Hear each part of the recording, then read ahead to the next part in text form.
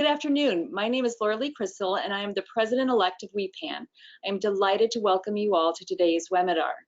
WEPAN's mission is to advance cultures of inclusion and diversity in engineering education and professions.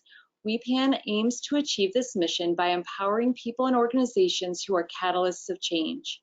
Our speakers today, Dr. Emily Prieto and Dr. Joshua Moon Johnson, are the managing partners at PMJ Consulting, which focuses on equity, inclusion, and social justice organizational planning.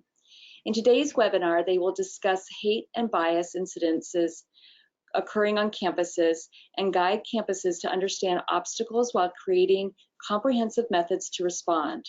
I believe this will be an informative discussion, and WEPAN welcomes your input on future topics. As WEPAN celebrates its 30th anniversary in 2020, we remain steadfast in our commitment to provide the community with evidence-based resources and a vibrant network. The session moderator today will be Dr. Sheila Ross, who serves on the WEPAN board and chairs the Professional Development Committee. There will be check-in opportunities during the webinar for reflection on today's topics in the context of your own institution. Slides and a policy checklist can be accessed in the handouts menu. There will be time for questions at the end of the presentation.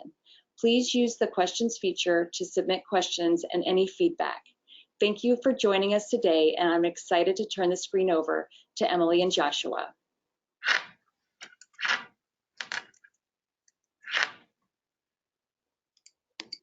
Hello. Hi, is everyone can see my screen okay?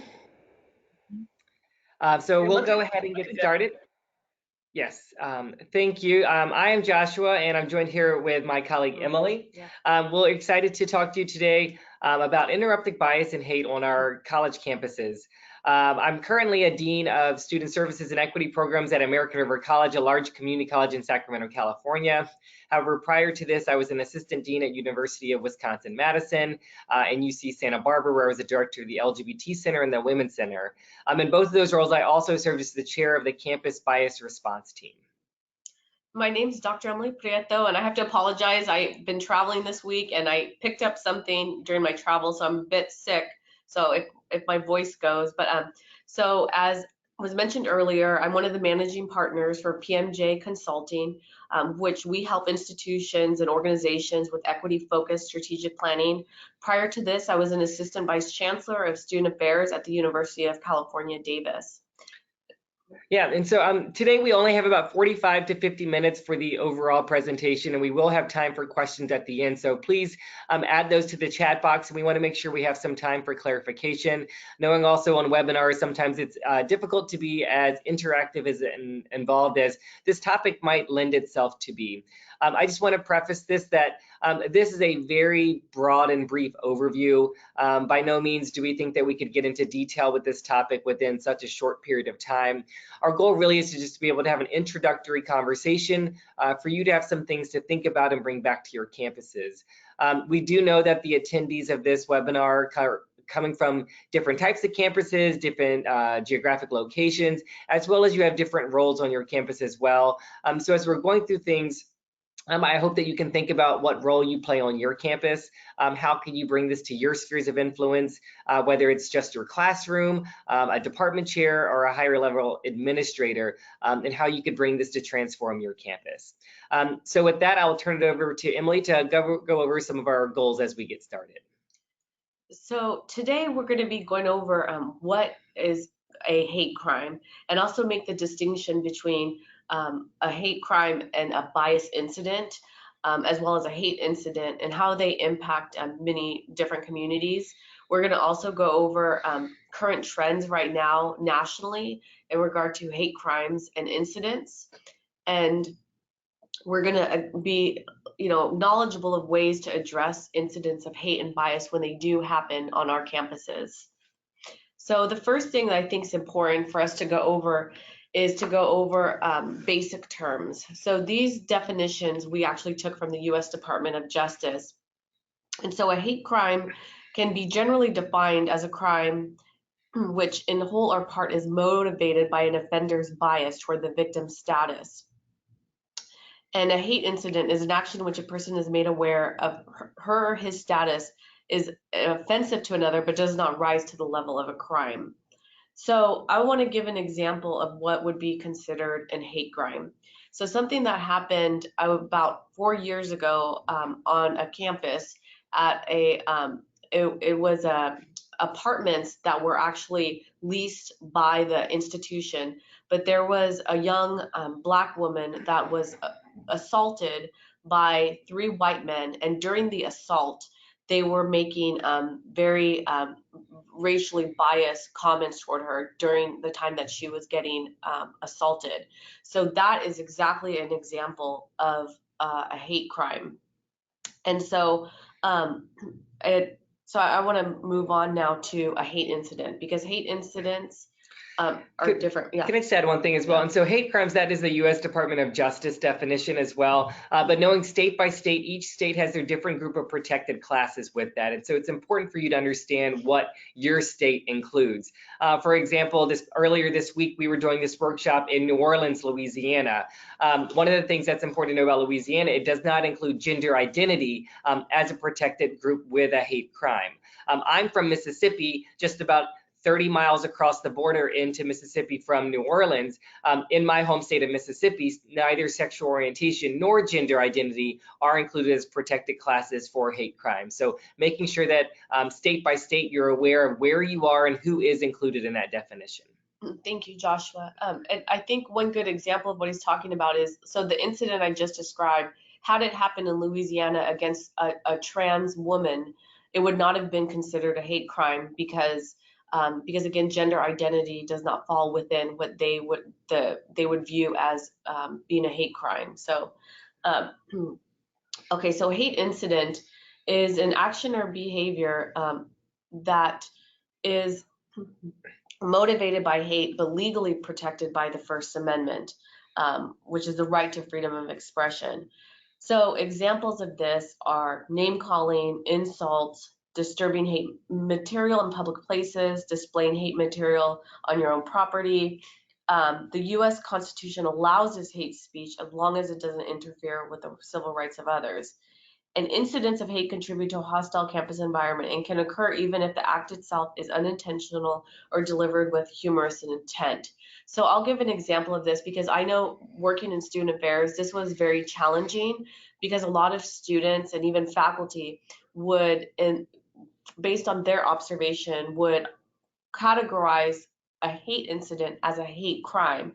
But really it was protected by the First Amendment, and institutions that are they need to protect that right for free speech. So that's where we would get into a lot of conflict with students and faculty. So an example of something that always causes a lot of controversy on campuses is there's different religious groups that come on campus, and it's been reported to student affairs offices where there's individuals that are saying that Muslims are going to go to hell, or making these really comments about women.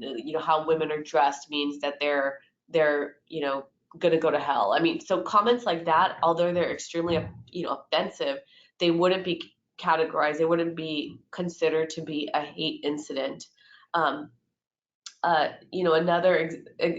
Oftentimes too with these incidents, hate incidents, bias incidents, sometimes it's forms of implicit bias or unconscious bias that it comes out. But again, we'll talk about this in a little bit, but whether it's a hate incident or a crime incident, there's been research done that the impact is the same, whether it's something that is a hate crime or a physical assault, or something that is like a hate incident. And we'll cite that in a little bit. So national climates. So 52%, okay, move this, sorry. 52% of the reported hate crimes were race-based. 19% were based on the basis of religion. 16% on the basis of sexual orientation, 13% on the basis of ethnicity. Approximately 66% of the reported race-based crimes were anti-Black. 22% of the crimes were anti-white. 5% of the crimes were anti-Asian Pacific Islander. Approximately 13% of all hate crimes reported were anti-Jewish.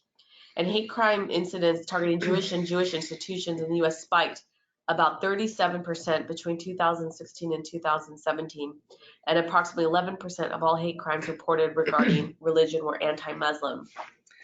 Just to follow up to this is done from the Anti-Defamation League that does a lot of strong research around hate crimes. This was not specific to college campus. This was national in cities and communities. But I would say this is very much echoed on the college campuses that I've been in administrative roles addressing these types of situations. Going down to the religious piece, I think that what we've also noticed is oftentimes when there are crimes or incidents targeting the Jewish population, it's often physical standing. So it might be the Hillel office or a Jewish focused event. Versus when it is towards a Muslim person, it's often targeted at individuals and specifically women who wear hijabs, that they're very visible, their display of their religious identity. And often there's, definitely a combination of being a woman of color most of the time, and being a religious minority with symbolism over their head or their whole body, showing that as well. And so that's been a common trend when we're thinking about religious identities that are targeted. So we're going to go over some data on what's happening on college campuses. And 20% of LGBT people experienced harassment within the past year on their college campus. 43% of trans spectrum and 13% of queer spectrum respondents feared for their physical safety. And 33% of queer spectrum and 38% of trans spectrum respondents who have seriously considered leaving their institution due to the challenging climate. QT-POC were more likely than white LGBTQ people to conceal sexual orientation or gender identity to avoid harassment, and a higher percentage of transgender respondents reported incidents of harassments rather than their counterparts. And I think it's something important to know, because we'll hear a lot like, oh, isn't it getting, better for these different communities, for the LGBT communities? But the reality is, it is getting better for white, gay, and lesbians, for the gender conforming, but not for people of color and people within the trans community. So for those demographics, we haven't seen that it's been getting better for those communities. Yeah, and I think that third bullet around people considering leaving their institution, I've often used this on different campuses and my own campus when we're talking about retention, knowing that and many campuses don't even have data collected on these populations, and definitely populations that looking at the intersections of identity of gender and sexual identity, as well as racial identity at the same time too, and how those two different identities impact retention, persistence, and graduation. So what is the impact on these students when these types of incidents occur? So the impact on the mental health of these students is high levels of psychological distress, sleep disturbance and nightmares, physical response, so headaches, uncontrollable crying, agitation, restlessness, increased use of drugs, deterioration in personal relationships, lowered self-esteem, depression and helplessness, devaluation of self and internalized hate, ashamed and embarrassed, PTSD and fear. And again, it's important to note that in research that was done by Meyer in 2012, that they found that verbal assaults have the same impact on a student's mental health as a physical assault has. Yeah, and I think I've been on many campuses where we know that some of this language is protected by the First Amendment, right? And many times our institutions might want to excuse that and feel like there's nothing we can do about that. And we'll get into that in a second of what we can actually do. However, knowing that even though it is legally protected, it still has huge impacts on the success and well-being of our students. So what do we do as administrators or people working on these campuses to advocate and support our students that are that face these kind of incidents? So taking action. So some of the things that are really critical are prevention efforts, reporting, informing, encouraging, and supporting, and response efforts. And we're going to go into more detail about that. So a part of this webinar that we're going to be doing is we're going to be doing policy check-ins. For you to think about what your campus currently is doing, or maybe what things, actions your campus should take in order to, help support these students with these different prevention efforts. So we'll go to policy check-in 1. So I'm going to go through these, and then if we could take a moment, like a minute or two, to just think about these different items. So does your campus have a designated lead team when when these events occur? Like where, who is there an office or something that deals with these hate crimes and bias incidents? Does your policy separate and define hate crimes and bias incidents, which is also really important? Do they make that distinction? And does your policy reflect your state regulations or go beyond? So for example, as we were saying, in different states, like some states, they don't consider gender identity to fall into the category of being a hate crime.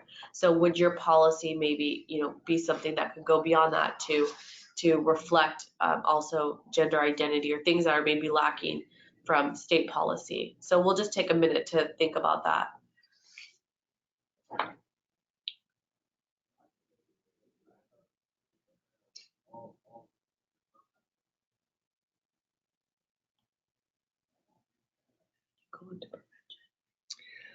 So if you also want to, I know that these few minutes might not be enough time for you to actually do a policy check-in and to reflect on your current institution.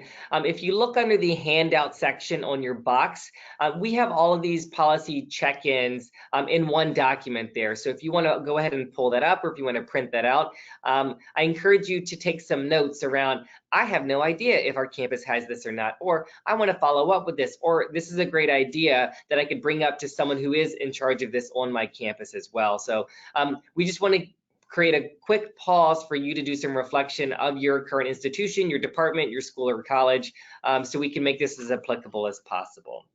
So as we jump in to some of the efforts that we want to think about and talk about. So of course, the best option when we're talking about these types of incidents and crimes on our campuses is prevention. And I know that this is a large, lifelong obstacle to think about, that yes, we're going to solve racism or sexism or transphobia. And that's not exactly the overall goal, but there are incidents that we can definitely prevent. Some of it is done by unconscious bias. People don't know better. Sometimes I've been on campuses where students think that they're doing things that are jokes or humorous or pranks to folks, but has huge impacts on them as well. So of course, I think one of the largest ways that we see prevention efforts is by education. And this education could be educating employees, people in your department, around what is the impact of being a person of color or a woman or a trans person or a Muslim person on this campus. How can you support and advocate them? How can you understand their needs?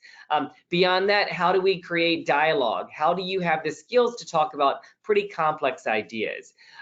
Those are definitely training and education that we can do for our campus, as well as a bystander intervention workshop. This is particularly true for students. We developed a pretty comprehensive bystander intervention workshop when I was at UC Santa Barbara that we focused on doing this for the Greek community. So in the area where a lot of our fraternity and sorority houses were, we saw increases of hate crimes and hate incidents. And oftentimes when they would happen, no one would intervene and support that individual. No one would stop what was going as well. So we took a similar model from Green Dot, which really focuses on bystander intervention around sexual assault. And we modified that to think about, if you were in the street on a Thursday night, typically in a party environment, and you witness something that's inappropriately going on, how do you intervene? And this is true in the workplace as well, and maybe not as extreme as hate crime, but something with microaggressions or insensitive speech from one colleague to another, or from a colleague to a student, or vice versa. If you are in a meeting and you're observing microaggressive behavior, how can you intervene as a colleague and a support person as well? And as we start to intervene, we start to shift to campus climate, and we start to address what is acceptable or not acceptable, and how does that actually align with our values around diversity and inclusion that most of our campuses espouse, but sometimes they don't come to fruition in action.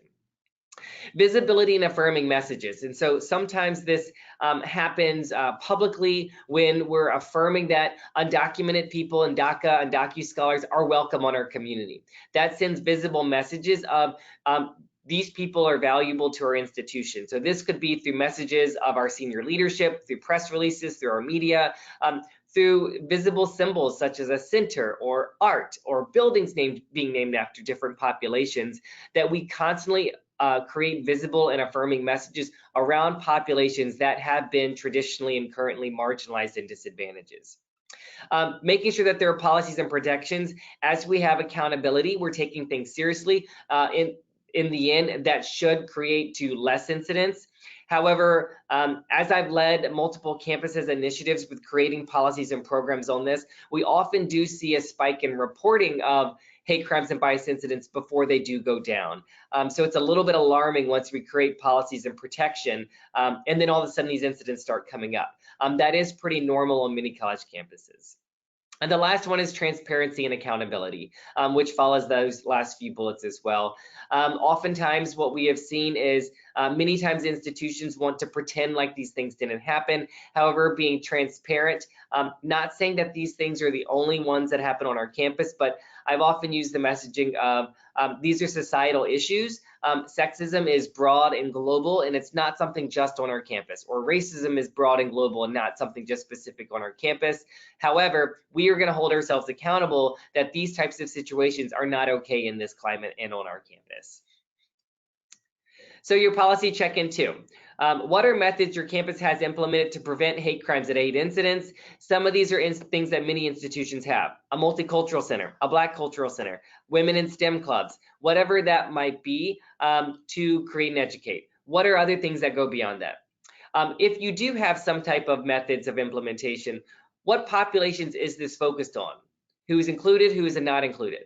Sometimes we only focus on race. Race is very real. Race does have some of the highest rates due to visibility and the history of our country. Who are other populations that are included or not included? Thinking about your specific campus, the region of the country that you're in, your city makeup, are there specific demographics or climates that would put specific populations as targets more often? At my current campus, we have a very large refugee population. Due to just kind of refugee resettlement organizations in the Sacramento region. And that has brought in a large population of people from Afghanistan and Iraq, oftentimes who are Muslim, many times women from Afghanistan who this is their first time being in educational systems. That creates a number of different populations on our campus and to ways in which we treat each other as well. So I'll give you about 1 minute to look at these three and to take some notes around your reflection on your current campus policies.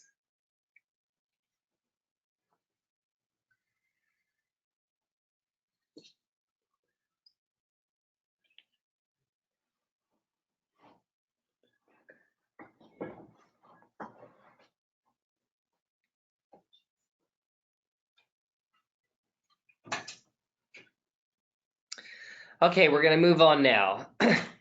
So the next thing is reporting systems, and so this can vary quite a bit depending on your campus.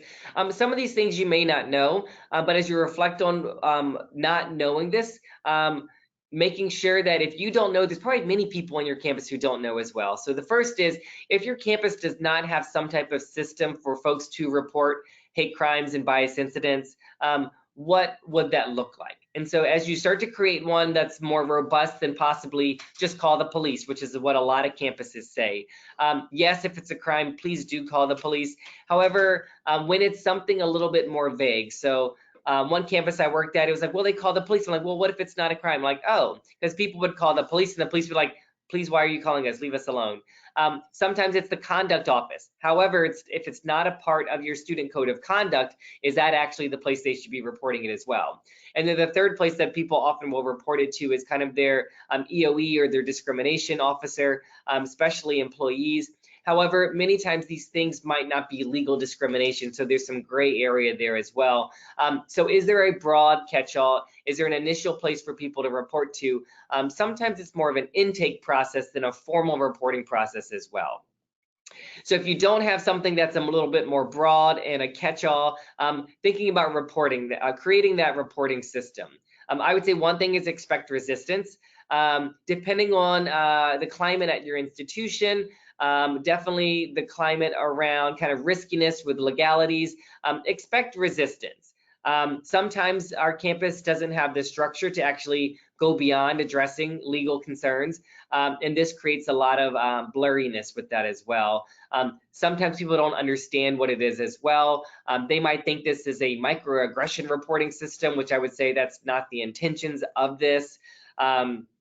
And the other part is the legal implications with, now that you're receiving these reports, what are you doing with them? As you create a method of reporting, thinking about how do students or even employees actually report things. Some campuses do it in person. That is definitely a way to do it. However, I would say more options is better. It's very intimidating for students to have to walk into an office and disclose these types of situations to people that they do not know. So also having an online reporting system, and many campuses also have the ability to report anonymously, which is pretty contested back and forth in different perspectives. Of course, I would love it if students felt comfortable reporting with all of their information. However, some students will not do that, and I would rather get pieces of their information than none of their information. The importance of getting anonymous reporting, even though there's very little we can do about it, is we can pay attention to trends. If we notice that this was the 5th report this month that was in front of the same location, the same residence hall, the same building, then we can increase kind of monitoring in that space as well. Or if we know this is the 5th report targeting a specific population, we could reach out to people in that community, whether it's a student organization or a student center, to provide some support and advocacy to that population as well. Faculty and staff involvement is crucial, and so many times, even though we have online or in-person reporting, students will often tell a trusted faculty or staff member before they will actually report it. At one campus I was on, about 90% of our reports came because a student told a trusted faculty or staff member, or possibly an RA, a resident assistant, or a TA, and that person would say, hey, that's not okay that happened to you. Are you willing to report it? I'm happy to sit down with you at the computer and do it with you. And another part of reporting is sometimes these come in through many ways. RAs doing incident reports, the police department, the conduct office, counseling. How are you making the reporting process consistent? And how are you making sure that all of this information is collected and able to be collectively looked at and analyzed to have a better picture of your campus climate? Once you have a reporting system, I think it is important to make sure it's marketing and educated. So some campuses will create this reporting system. It's buried in some app that they think that students use, or it's on this website that no one can even find, and then they wonder why no one reports. Making sure that once you create a reporting system, you educate students and employees of how do you actually report. I think beyond that, why should you report? Some people sadly think that this is just something that happens. When I was early in this work, and I was at one university, I was the director of the LGBT Center. This was kind of early Facebook days, and I had a Facebook account just for my students. And if I would be paying attention to my Facebook feed on a Thursday night, I would see posts from multiple LGBTQ+ students self-disclosing hate crimes and hate incidents that had happened to them in this community. And I started to message them and say, hey, I'm sorry this happened to you. This is not okay. Go ahead and report this here and let me know if you want to talk about it. It became such a pattern that I would cut and paste that message almost every weekend. And that's really what led to creating a more robust hate and bias response team. We were able to get a grant to do peer education to really help students understand that this is not okay. Because when these incidents would happen to a student, it was kind of like, this is Thursday night on my college campus, and this is what I expect to deal with on a daily basis. We want our students to know that that is not acceptable and they do not deserve to be treated in that way. So we want students to know what and how to report. And the next piece is demystifying. Sometimes students fill out these reports and they think that means they're filing a police report, or that means they have to go through this extensive conduct or discrimination report. Oftentimes when they report, it's just really an FYI. Hopefully they're meeting with a responsible person, possibly in the Dean of Students office or a case manager, to just sit with them and first just listen to them, to affirm them and affirm their value, and then explain the different processes to them and help them make a decision of what they want to do. Do you want to file a police report? This is what it would look like. Do you want to go through a conduct process? This is what that would look like. Many times our students don't know what these different processes are. And the last part is really trust building. Many times students don't even want to report because they don't know who this is going to, and are you really going to do anything about it anyway? Many times people coming from our marginalized communities don't trust our institutions and definitely don't trust criminal justice processes. So helping them understand why we want them to report, sometimes who's even the face beyond that, to encourage them to have trust that we're doing our best to prevent things like this and to support these students. So our third policy check-in. How are hate crimes and incidents reported on your campus? Do people know where to report? Do the employees know to report? What would prevent people from reporting?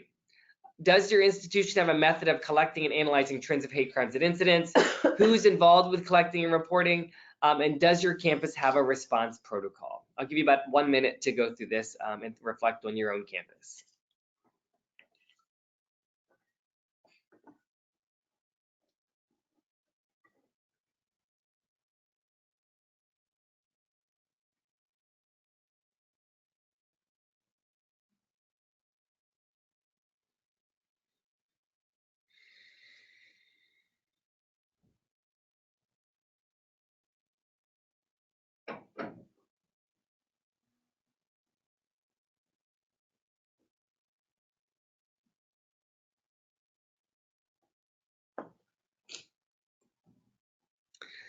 Okay, so of course, in moving us forward, we would love it if people, we could prevent these as much as possible. Some of them are preventable. Once we get reports of them, what do we do moving forward with this? And so the response protocol, I would say if you have a team or an office or whoever's in charge of this, sometimes it's important if it's just your academic department or your individual college to think about what is our response effort if this happens in my classroom, in my department, or in my building, or in my school or college.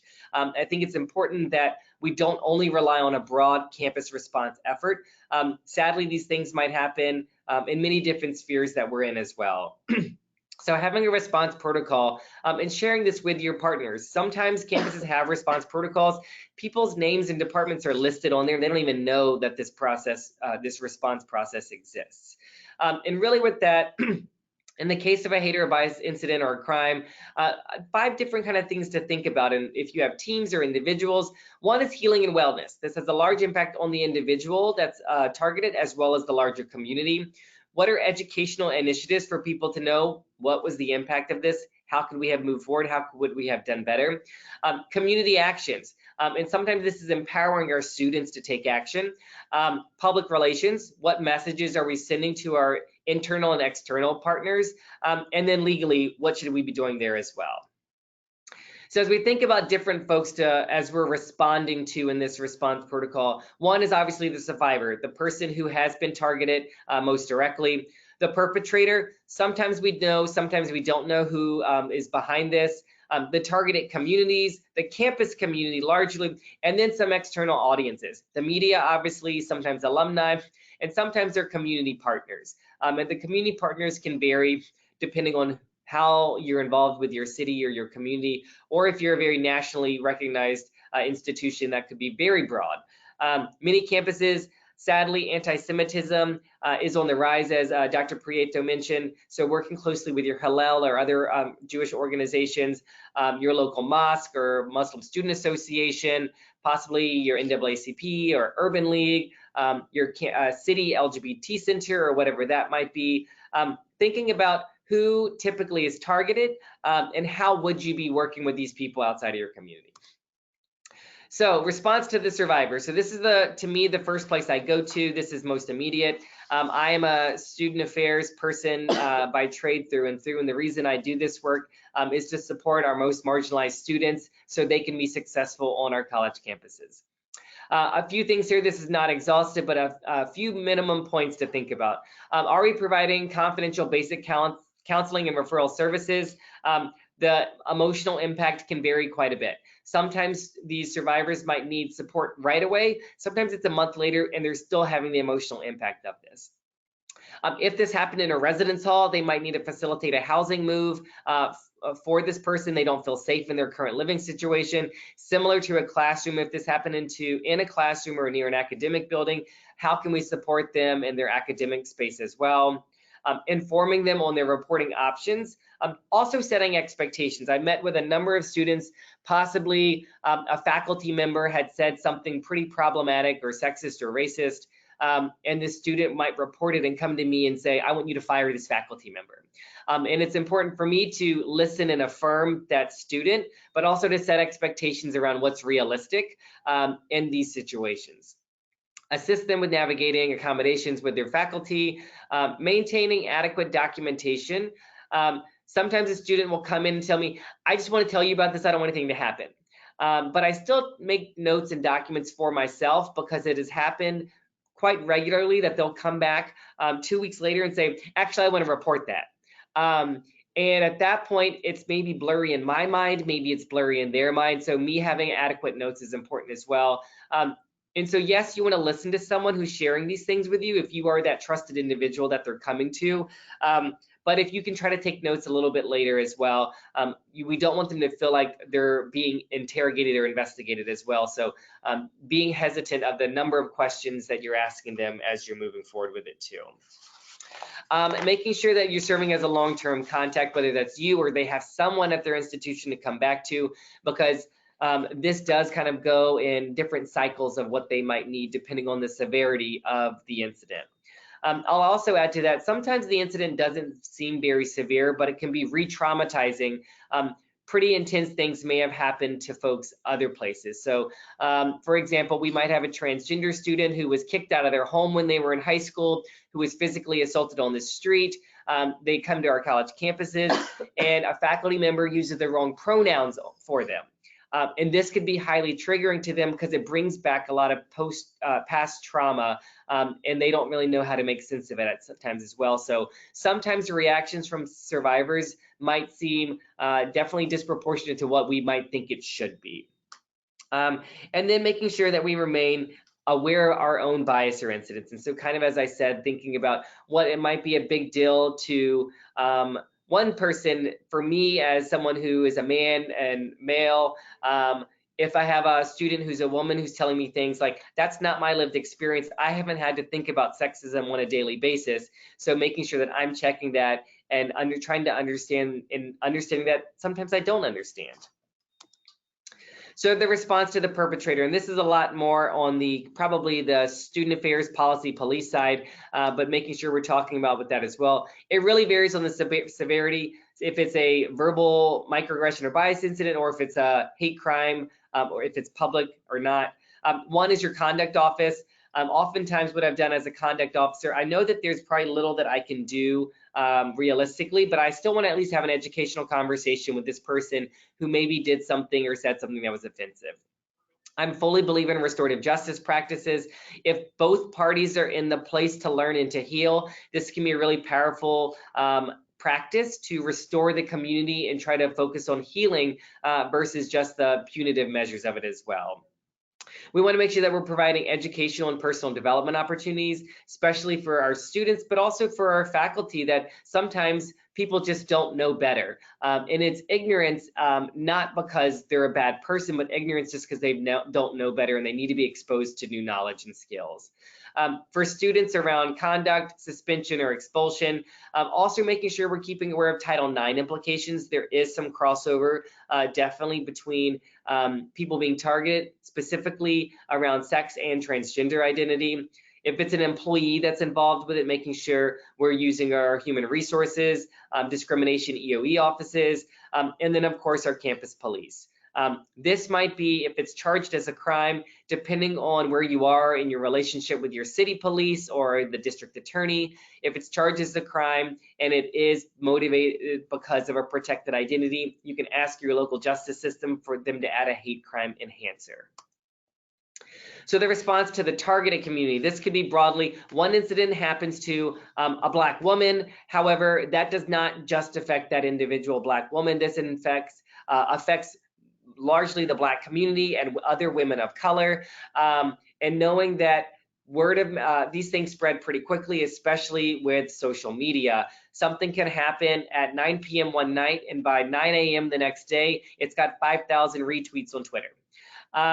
One is provide a written and public acknowledgement as needed, and this is probably something to be discussed with your public relations officer. I often go to share as much information as possible without breaking confidentiality. Acknowledge the harm, the pain, and the impact, and link it to societal issues. This is not one campus issues. My campus does not own racism. Racism is systemic and societal, and I want to make sure I can address that. And then get to the First Amendment part, if that's applicable in that situation. Oftentimes, when I worked in consulting with senior leaders and public relations officers, we often start with the First Amendment to say, we couldn't do anything about this. For targeted communities, that is not what they want to hear, and that's very triggering.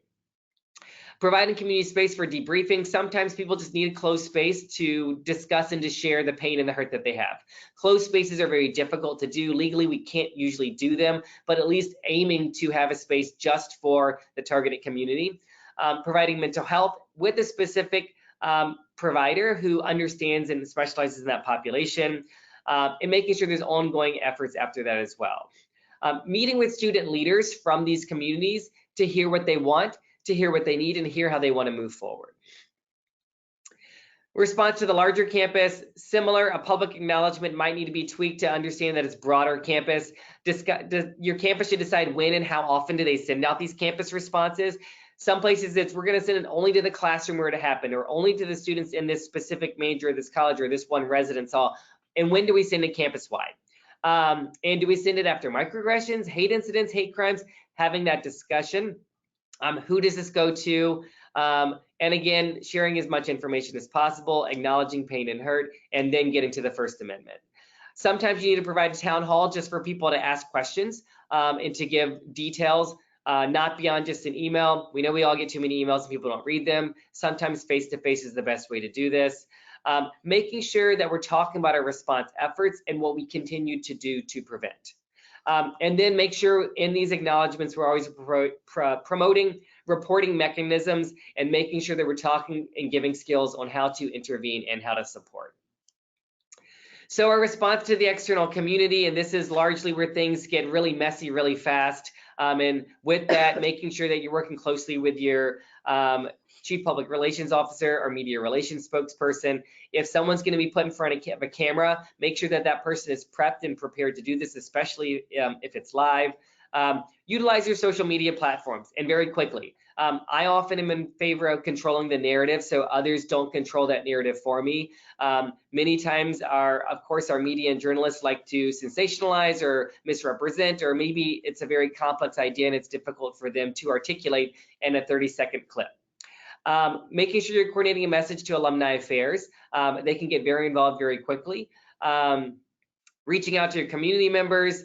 Employees oftentimes are asked about things, their local places of worship, at their neighborhood, making sure that employees have talking points so they have information as well. And sometimes employees have a lot of resentment of administration too. And that goes along with the president's office. Many times people don't know who to call, they call the president's office. If you're involved with that, making sure they have some Q&A as well. And then overall, seek input on effective methods for transparent communication. Many times the most hurtful things for campuses in these situations is the lack of transparency. And people want to know that they trust the folks who are involved with this. Students can trust their faculty can trust their senior administrators. And that's largely what has been very damaging to many communities, is the lack of trust and lack of transparency in communication. So our last policy check-in. Policy check-in 4. So our staff and faculty members made aware of signs and symptoms of hate crimes and hate incidents that survivors have and how to report them. This might be a student in your classroom, withdrawals emotionally, and things have changed. Are y'all trained on how to recognize what a student might need support? Are mental health services inclusive of populations likely to experience hate crimes? Most campuses I've been on, the pattern have been women of color, have been largely the targets of these incidents, and LGBTQ people of color. Who are your campus partners you should be collaborating with? How are students involved in intervention or response initiatives? If an incident occurs, how does your campus respond? What's their procedure? Who's involved in this response? And who are the audiences responded to? So again, I'll give you about 1 minute to go through this checklist to reflect on your campus.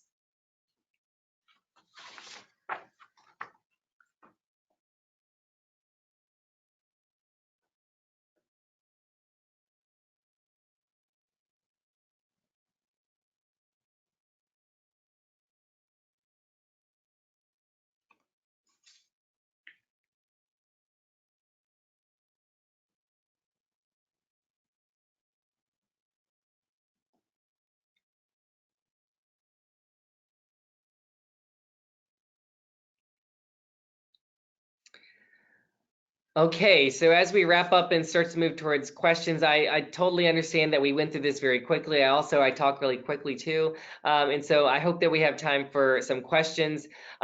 And again, this is a broad overview of a pretty complex topic and a lot of things to think about. As Emily mentioned, the two of us were managing partners for PMJ Consulting. Our focus is on equity, inclusion, and social justice organization and planning. We mostly work with universities and nonprofits, but a little bit broader than that as well. And we hope to be partners with different organizations and institutions to really frame our campuses that are effective in our equity and inclusion efforts, as well as today's specific topic, how can we help people create plans that really address systemic change in policies and procedures to better protect our faculty and staff members and students, specifically those coming from marginalized and minoritized backgrounds. The slide up here is a couple of the different products and projects that we typically work with, knowing that many campuses we have strategic planning processes around equity, helping us create frameworks for those, external reviews to really help organizations understand where we can grow and be more effective. A lot of the work that we've also done is working to recruit marginalized or underrepresented faculty and staff members. We put a large focus on retention as well.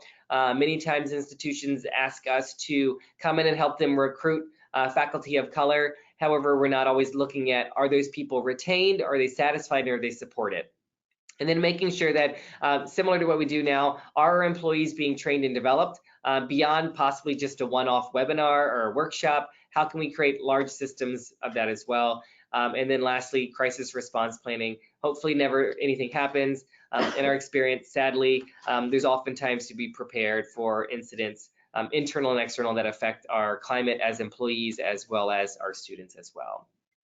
So thank you so much for hanging out with us today for this quick webinar and a topic that's really heavy. And I know that every time I'm talking about this, it's with mixed emotions.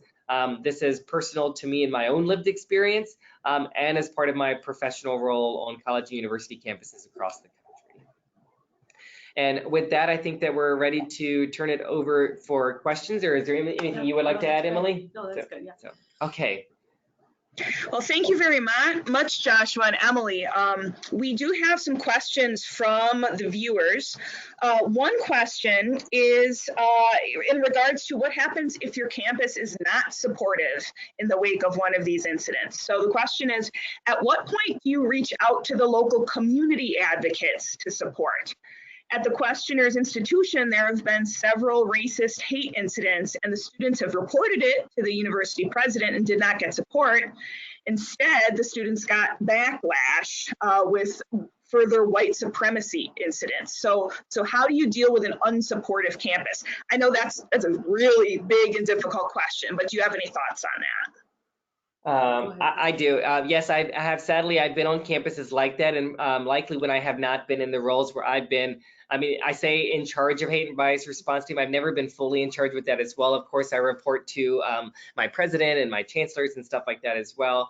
And it's really complicated. I think, you know, in the end, there are many times that I've been in those roles that I felt really helpless. And even if large public action doesn't happen, or even if systemic change doesn't happen, I think sometimes the only thing that we can do and the best thing that we can do is to listen and support that individual student or those communities who are impacted.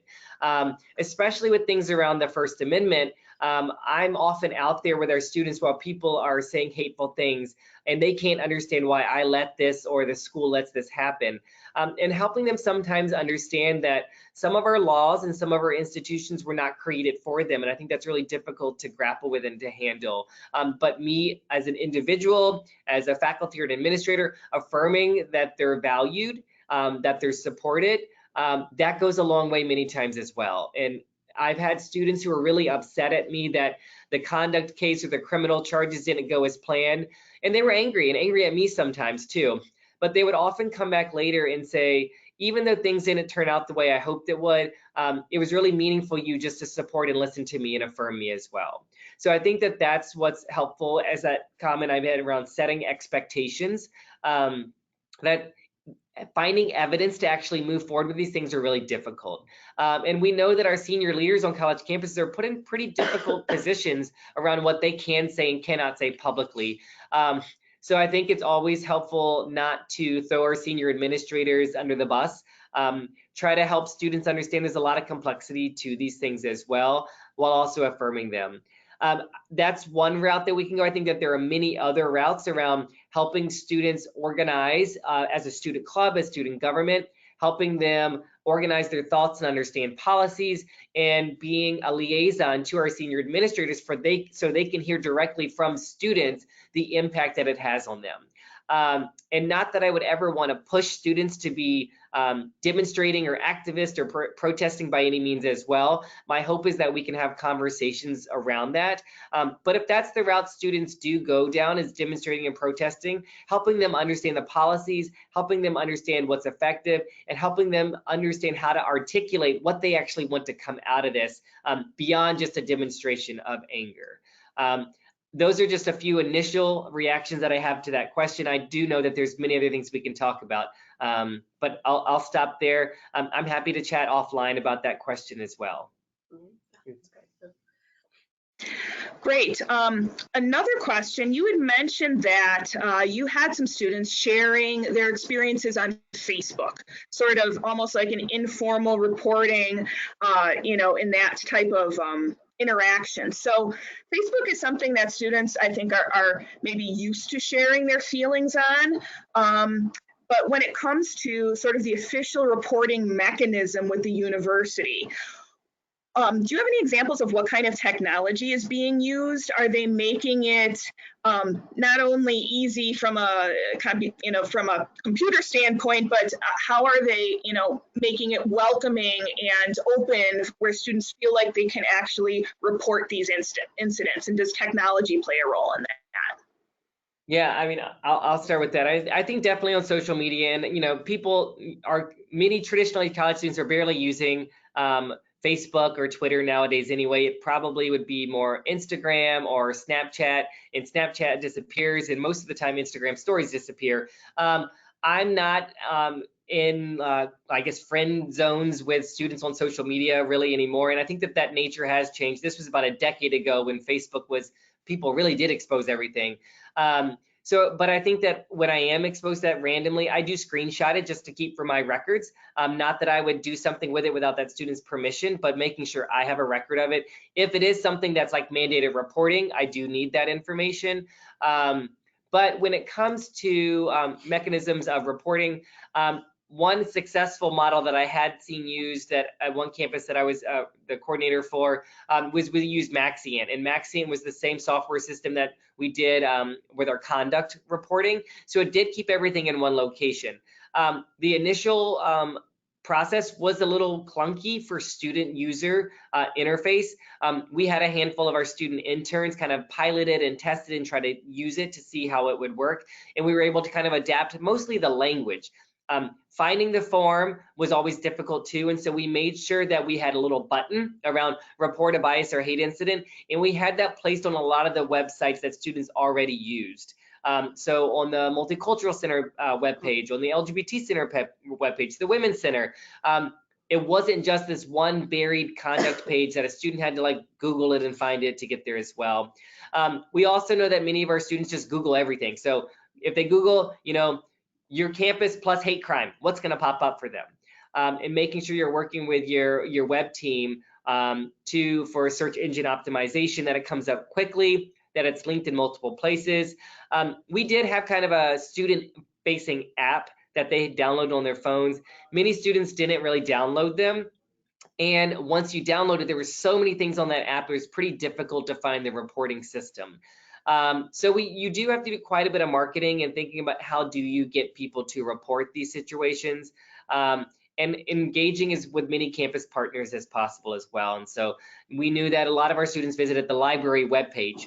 So we did a training for our library team, and then we also had them put the logo and button on their webpage. So students on the library webpage, they can click there as well. That definitely increased students knowing what and how to report. But in the end, it really was just kind of this level of awareness of they kept seeing these buttons But when it happened, there's a lot of like, do I report this? Do I not report this? I don't really know. Sometimes for people who have been told their whole life that they're less valuable, we often downplay our experiences and being like, oh, maybe it's just in my head, or maybe I'm just being sensitive, or I don't want to ruffle feathers. But if it would weigh on them long enough, they would often tell someone they trust, many times a faculty member, and that faculty member would say like, this is not okay. I think we should report this. And that's when the student would actually report it. Great. I think we have time for one more question. So how do you address specific incidences of racism or hate crimes or hate incidents while communicating at the same time that your institution is welcoming to everyone? It's a hard balance. It's sort of like this, you know, this is happening. You feel like it's an isolated incident. You want to deal with it. And at the same time, promote the, you know, your welcoming stance of your institution. How do you sort of balance those two things? Yeah, I think something that's important that Joshua spoke to with the previous question, but it's around the messaging and the marketing is so critical, because we've worked with some police departments on campus that actually are doing a lot of great work around equity and inclusion. But the issue is the student community or the broader community isn't aware of those efforts. So I think if the campus community has consistent and marketing and promotions around what they are doing that's supportive, that kind of can help when there is an incident that occurs, so that individuals can see like, wow, our institution does take this seriously, because they've developed these different centers for students of color to be able to form critical mass. Like they've messaged and marketed significantly around where students can report hate and bias incidents. So there's a lot of things preemptively institutions can do. So before it gets to that point where there's an incident, it doesn't leave doubt in that individual that, the campus and the leadership really does care about prevention and education, for these type of incidents. I don't know if Joshua, you would say. Yeah, I would say one example that pops up, I don't know if anybody saw the letter from Indiana University's provost that he sent out recently, and it got a lot of media attention. He wrote a letter around kind of some of the faculty members' comments around women, around LGBTQ people, around immigrants, and directly spoke to that. And so I think that if you haven't seen that letter, I would Google it, or we can send the link to you as well. I think that was a really well-crafted letter that addressed the situation, that talked about that, yes, there are people on this campus that have different views, and that is allowed. This person went beyond just having different views, but went out of their way to make sure people knew what their views were and they felt bad about themselves. However, yes, we do need to acknowledge that, yes, everyone is welcome on this campus. You might have different ideas and perspectives, but we do want you to treat and value everyone with respect. And even, for example, if someone believes that same-sex marriage is not okay or right, you can believe that. We're not going to stop you, but is it really the goal for you to go up to every LGBTQ organization and tell them that? Is that really the best approach? What's your motivation behind that as well? And so I think that that balance of motivation and free speech is a great dialogue to have around civility, and living in a community of diversity and having different perspectives. So that's a long-term kind of goal around shifting how we talk to each other, how we understand and learn from each other. On large campuses, that does not happen overnight as well. But what I would say is, as we address these things in a kind of a public forum and a public message, addressing that, yes, we have different people and different perspectives. However, some things are going to be expected around how we talk to each other, how we treat each other, physical safety, emotional well-being, that every student, regardless of their background, that is what they value. And when people are unhappy with the institution, I think it's important to make sure you have solidified frameworks and systems, such as support counselors that are charged with supporting women or immigrants or LGBTQ folks or people of color. You have centers, you have additional advising and support systems that you can point back to. And I think it's always difficult to say that we're a perfect place. When I've talked to student groups specifically who think that our institution is the most racist institution ever, I am always a little sad and hesitant to tell them that I've worked at 7 different college campuses, and every campus I worked on has dealt with the same issues. So if they choose to transfer, whatever it might be, racism, sexism, transphobia, these kind of things they're systemic and societal, and we have to address them in our communities because they're not going away and they're not specific to this campus. And I think that giving them hope with that as well, and knowing that this is something the institution understands, is not okay with, and we're going to take long-term action to make it better. Fantastic. Thank you so much, Joshua. Thank you, Emily. This concludes our webinar. So we recorded this webinar. We will be posting it along with captions.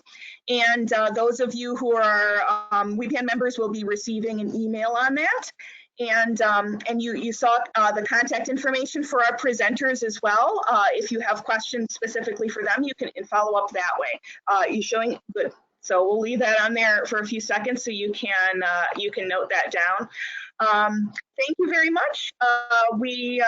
This was really highly applicable. Great, opportunities to reflect on very specific things and very specific measures that the attendees plan to take. So thank you very much for that.